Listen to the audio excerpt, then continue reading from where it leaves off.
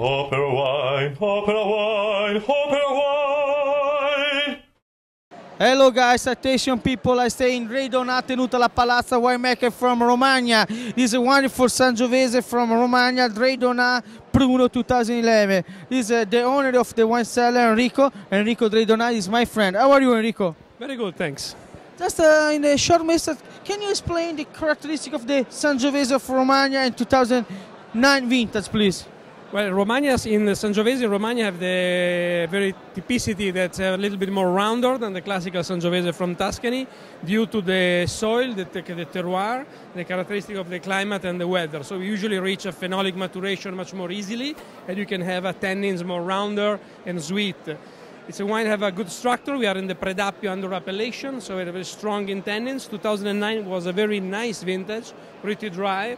We are expecting a very long aging potential for this wine. Thank you for your time, for explaining. I like very much your wine. Chin chin, see you next time. Cheers.